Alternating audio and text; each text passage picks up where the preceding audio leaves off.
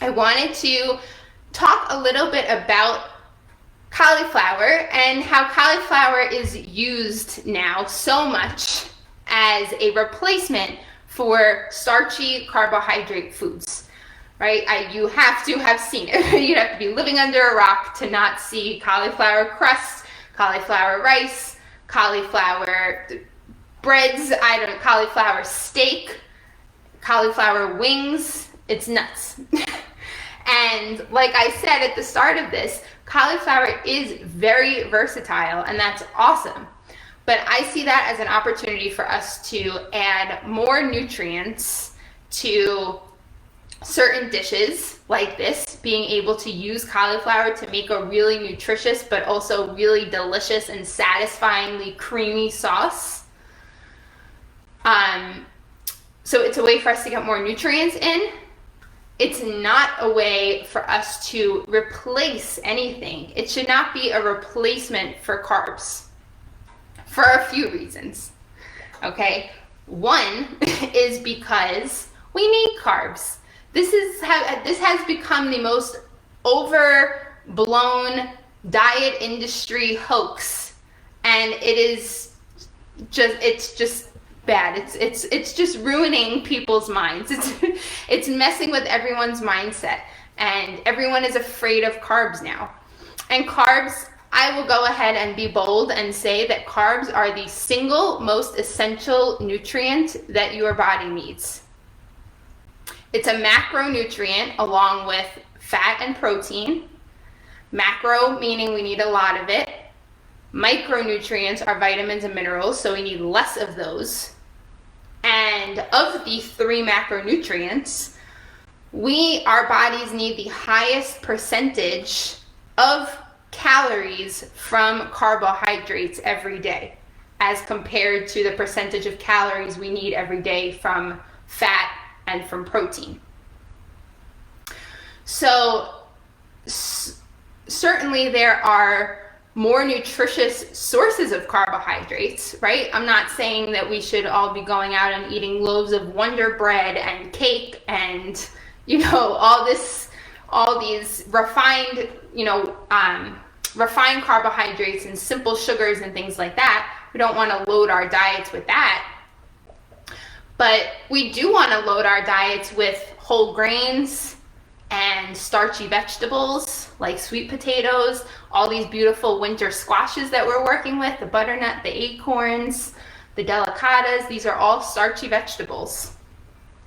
And legumes, beans, lentils, all of these things provide us carbohydrates. And fruit, of course, right? And even our non-starchy vegetables like our cauliflower also provides us with some carbohydrate, not as much as a starchy vegetable, but we still get some carbohydrate from them.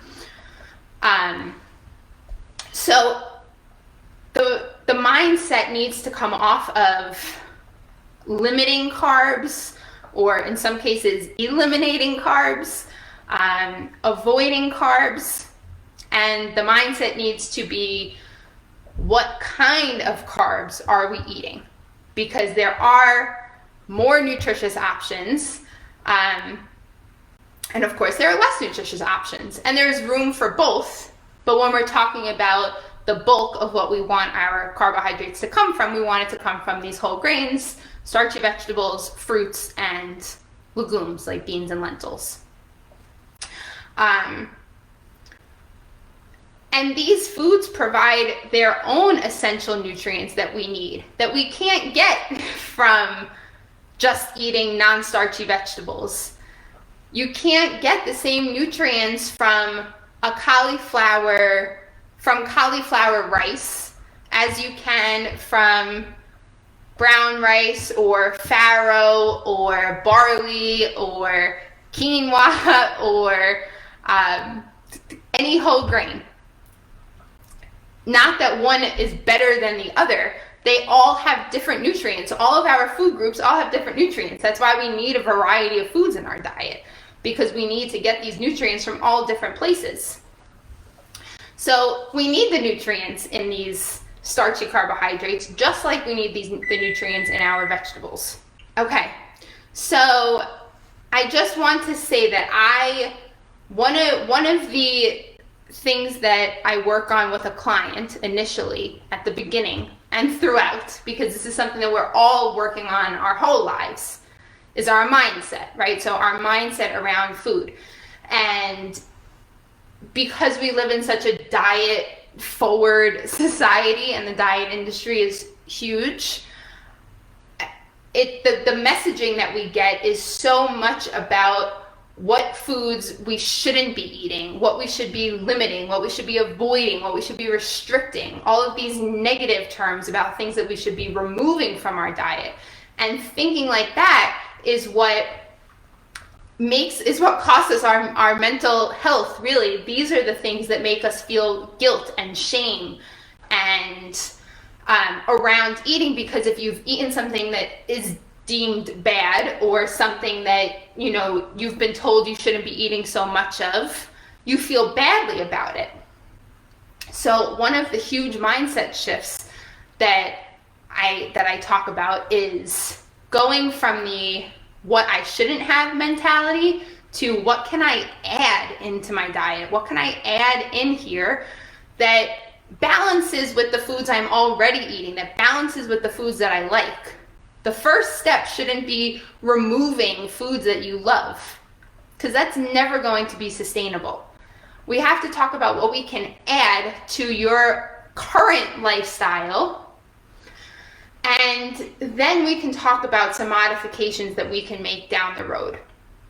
One of the best ways to add more veggies into your diet, especially if you're not a big veggie eater, is to use the versatility of vegetables to make them in these different ways. So the fact that cauliflower can be turned into rice, I'm using quotes for all of this, cauliflower can be turned into rice, and it can be turned into mashed potatoes, and it can be turned into a crust or a sauce. It's great. I see it as a way for us to get our veggies in different and exciting ways. But I am putting this cauliflower sauce on pasta. I am eating my cauliflower, and I'm eating my starchy carbs. It's not a replacement. The other piece of this is the satisfaction piece, which I talk about all the time, right? We don't just eat to fill up our bellies. We have to eat to the point that we feel content, we feel satisfied, we feel like we don't need to eat again for hours. We're very happy with what we ate, we feel good, we have energy, we're not hungry. If cauliflower rice doesn't leave you feeling satisfied, it's not a good alternative for you. It's not a replacement. What you could do is have half cauliflower rice and half real rice, just to increase the volume of what you're eating, right? Some of us are volume eaters, right? We love to eat, from a big bowl, and we like to have a big bowl of food in front of us to feel really satisfied. You want to really feel like you're eating like a big hearty meal. So a way to increase volume is to add some cauliflower rice into your regular rice to make it more, to add volume. But that way you're still getting the satisfaction of chewing on real starchy carbs, but then you're getting the added nutrients from the cauliflower, plus the added fiber from the cauliflower that'll help make you feel fuller. You're getting your veggie in, right? And you're getting the sensation of a nice, voluminous meal that you feel really, really satisfied eating. So that's my take on the topic of all of these cauliflower, substitute, replacement foods, whatever you want to say. There's a place for them, but that place shouldn't come, any decisions that we're making about eating, and this is another mindset thing, it's really more something for you to start becoming aware of, and you can reflect on this. Truly reflect, you can write it down when you're making a decision about what to eat. If you're reaching for the cauliflower rice instead of the regular rice, where is that decision coming from? If it's coming from, maybe it could be, I really love cauliflower rice. Cool, eat it. Or it can be, I don't love eating cauliflower, but I want to get some of it in. I'll eat it as cauliflower rice. I like it that way. I haven't really been getting enough vegetables, so I want to get some more veggies in, so I'm going to have cauliflower rice instead of regular rice. Or like I said, I'm going to mix the two together. I'm going to have half and half. But if it's stemming from these external factors, making you feel like eating the real starchy carbs is bad for you or is going to make you fat, or just feeling like carbs have gotten demonized and that's where your decision is coming from, that's something that we need to reevaluate. You don't want to be making decisions about what's best for you and what makes you feel healthy and what makes you feel satisfied in a meal. You don't want to be basing those decisions off of these external factors, and certainly not off of these myths and hoaxes that come from the diet industry. So this is my message to you, to eat your carbs, whole grains, starchy vegetables, fruits and legumes like beans and lentils. Of course, leaving room too for our desserts and our baked goods and our comfort foods and all of those things. They have a place too. We just need to be, cautious of these messages and recognize that in this case, carbs are absolutely essential for everything. Carbs are essential for your brain, for your energy, for everything. Carbs run everything in your body.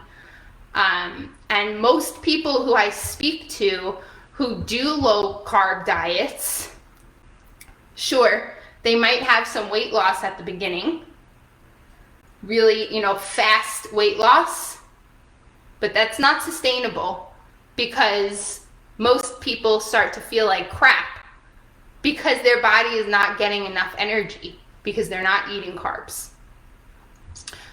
So I will never advocate for a low carb diet for a general healthy adult. And I will never advocate for choosing cauliflower versions of starchy carbs as a replacement for those starchy carbs. It's something that we can add into our diet. It's a way that we can add more vegetables, more nutrients, all of that good stuff in. I am a totally non-judgmental zone, a totally judge-free zone. My passion on topics like this comes from seeing so many people feeling like they need to cut these amazing foods out of their diet. And not that they're essential, and it kills me to see that. So that's where the passion comes from. It doesn't come from a place of judgment for you choosing these things over, for choosing cauliflower crust over regular crust. No judgment. I'm just trying to help you see that it does not have to be that way, and that you absolutely do not need to cut carbs out of your diet to live a healthy life, or even to lose weight if that's your goal. You do not need to cut carbs to lose weight. And often,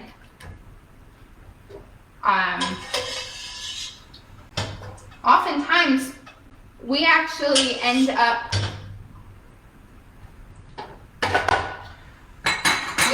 eating too little when we're seeking weight loss, when we're intentionally trying to lose weight and going on diets. A lot of times you end up eating too little, and eating too little calories can hinder your weight loss. It can hinder your goals.